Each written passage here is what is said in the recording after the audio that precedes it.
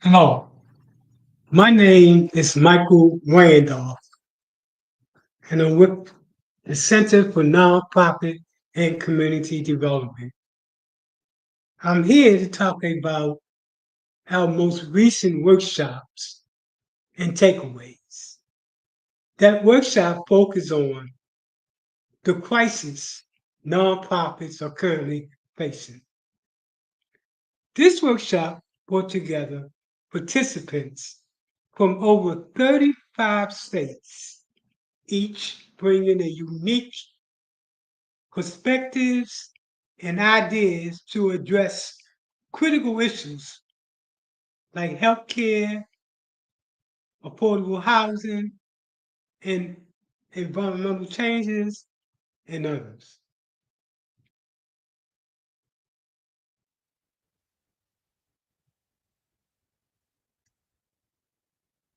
Let's meet some of those that attend the workshop.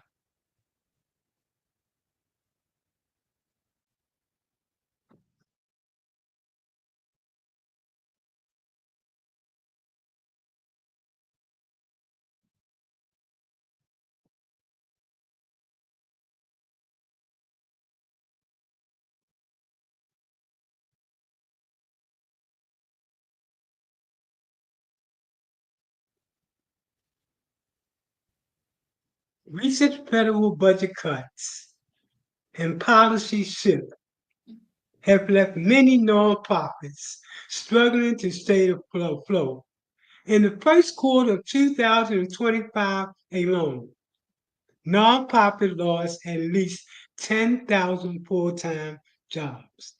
Added to that, research shows that over 14,000 nonprofits across the United States could run out of cash within the next 3 months if government grants were not was halted.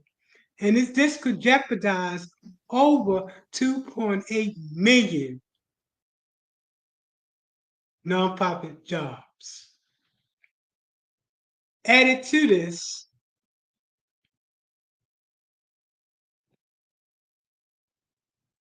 the Trump administration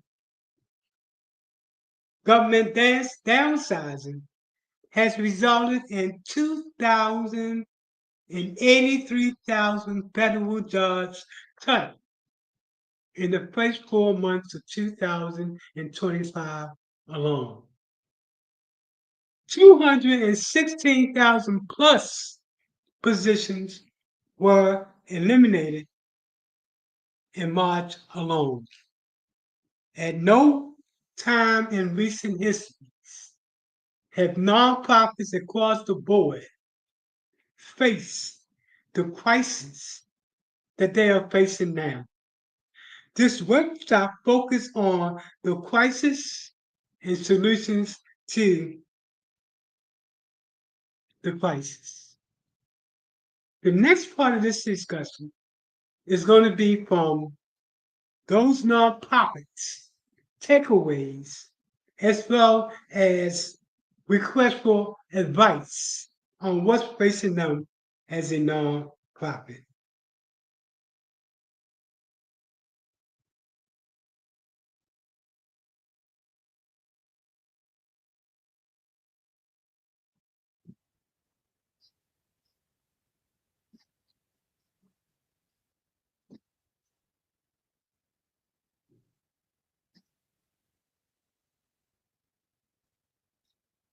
We had an awesome discussion with people from around the country that gave their input relevant to the current crisis.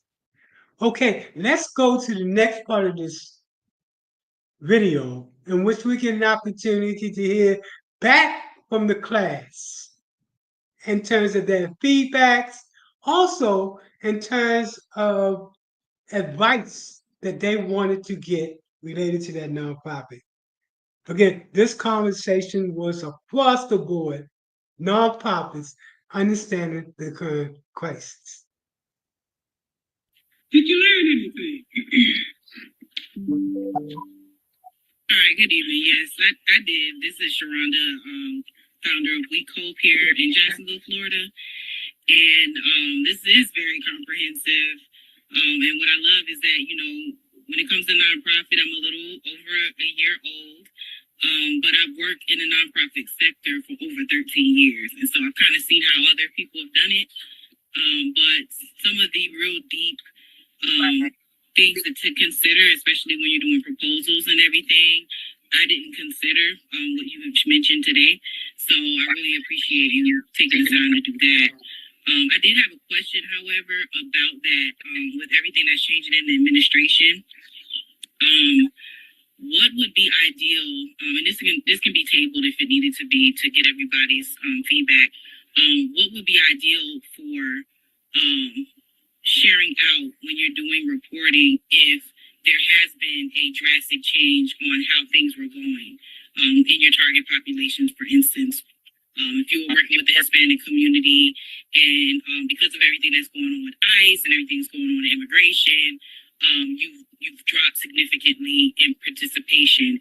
How would you be able to support that reporting information to the funder so that you're still in compliance or that you can justify why things kind of went left? Well, one way you do it is to do online classes where they can't come and get people. And that way people won't be afraid to come to your operation. Nonprofits have to be adapted. Nonprofits are using online classes as a way to reach their population, be it because they're immigrants or whatever the case might be. This strategy can be used to make sure that this particular nonprofit is able to continue that number count to show that they are providing assistance to that particular population. According to the time. We know what we're going through. Nonprofits that are adaptable are able to find a way to get there. Now, let me say another thing, folks, because you do know that the federal government is reducing funds substantially, which means the state and the local. But one of the things that you should learn from this class is that foundations and corporations, over 10,000, give funds every day. And we talked earlier about how do you connect to those funds related to national funding. So while you might be losing federal funding, foundations are going to step up to the plate to get funding for anything that you are trying to do. Next question, and thank you, man. Appreciate your input. So can you go over again the foundations and corporations, or where we might be able to find the information that has foundations and corporations that give to nonprofits? In progress. Now, I'm literally at work with organizations all over the United States. And I'm talking about today, when I go all the way back to where I begun at, I've been able successfully to work with them to get over $65 million using different types of strategies. Nonprofits that come my way and come under my umbrella see a substantial increase not only in funding, but sustainability and infrastructure. We teach nonprofits how to compete against the elite nonprofits. You know what I'm talking about. Those nonprofits have been around forever, but yet they're not doing anything substantial because they become lazy because they know the fund is going to come to them. What we prepare you to do is connect, is to be able to compete against those funders. I've gotten calls from big nonprofits. Hello, everyone. My name is Tiffany Gamble. I run a nonprofit, Emerging Ladies Academy. We empower Black girls in technology through after-school programs, and we provide tech workshops. So I've been doing this for... 1 second. Where are you from? I am from Omaha, Nebraska. Well, I live in Omaha, Nebraska. But we do work globally. So we do have a chapter in Ghana, West Africa. My question, first of all, I want to commend you for this presentation. It was great. I had to learn the hard way. So, thank you for the links because I was getting ready to say they cost. You know, Grant Station, those type of platforms do cost. But thank you for letting us know we can go to the library. My question is. And hold on 1 second. You can also write a grant to get Grant Station and the Foundation Center. As well, you can actually write a grant. Because there is a cost associated. But if you write a grant saying I'm a small nonprofit and we're trying to increase our grant capacity, we know that, for example, Foundation Center has a reputation of providing tens of thousands of support. So we're asking for a first year operation. You can do it that way too if you don't want to go to the library. You don't have to pay me $125 an hour, and I'm giving you an opportunity to do this for free. Any other questions? Yes, how you doing today? Hello, everyone. My name is Raquel Tate. I am very new to the nonprofit. I just came up with me really succeeding my dream last year. Is GC Magnolia Guardians. You said where you from? Yes, I'm from Houston, Texas. GC Magnolia Guardians Foundation is the name of the nonprofit. I just found it. And I'm starting from the bottom, and I'm just trying to make sure, like, when it comes to funding, I'm out in the community, and I'm trying to make sure that I'm going in the right direction. You was kind of going fast with your slideshows, and on one of them, when you said about the, I think I missed slideshow number 2. Let me just go back to it. I wanted to make sure, see if you could go back to it, but I really wanted to know, like, how do you feel like I need to go as far as, like, starting off all the way from the bottom? Like, I still have to get my 501c3, and thank you for telling me, like, the things that I really need to start off with, because I am learning it as I'm going, but I just want to make sure that I'm doing it the right way. That's what state you from. We work with nonprofits like this all the time. Nonprofits that are just getting started. We provide them with the paperwork necessary to be successful in getting their nonprofit status. What's unique about us is that the way we do our paperwork focus towards the funder as opposed to simply focusing towards the legality. A lot of lawyers focus towards the legality when they do their paperwork. We focus towards the funder and making sure that we got the language necessary to increase your opportunities of getting your grant.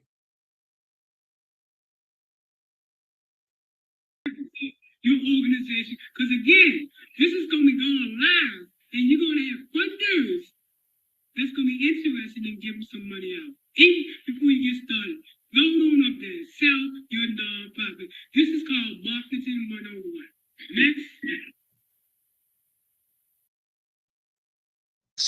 So this is Katisha Sutton again. I wanted to ask, for a person who is going to be offering housing and supportive services for persons who are going to be going into income assisted housing, where might you start there with that market? I have a question. I'm sorry. So my nonprofit is about my nonprofit is about children that has been sexual abused, raped, molested, sex trafficking and stuff like that. So I'm working on giving them lifelong skills that'll help them forever. So I was just wondering, like, where do you feel like I need to, like, start as far as, like, events and foundations? Like, how do you feel like, and do you feel like I need to go to the government and get them to help me fund, like, not the government, but like the state, the city, or something like that? Do you feel like I need to, like, go through them? 35 years. All of my experience has been in the nonprofit sector. As a matter of fact, the reason why I started the Center for Nonprofit Environment, because because I understood that there's a lot of nonprofits out there that want to do good, but the training necessary for them to do that has only been given to those individuals that's part of the elite that's been around forever. This all changing with this initiative here. Anything else, folks, before we roll up? We'll do this class right here. A lot of them couldn't stay. As you can see, you're the soldiers. They came in and caved in and said too much. But I told them, I said, this is going to be an intense workshop. We had over 37, 38 people from 38 different states that attended this workshop. It was truly a national conversation on how to prepare for the future using a new school next generation approach that looked at comprehensive and holistic strategies for fundraising, including using artificial intelligence.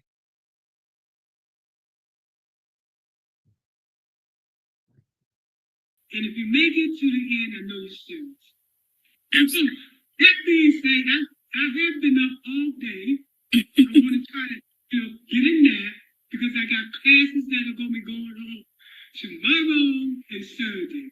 But everybody, drop your email so I can hit you up with this video, and then I can give you some pointers on where you want to go with your nonprofit. But understand this, you're at the right place. We are a one-stop center that deals with starting your nonprofit to get you to grow once you get that nonprofit started. And especially working with you and getting a nonprofit business started so you can bring in earned income. Because if you only depend on rents, again, you see what's happening now with the reduction in federal dollars. And you see what happened during COVID and what happened. So I'm going to teach y'all how to stop depending on rents. We were so excited to engage with so many people. Our next workshop coming up is going to be sometime in early or mid-June.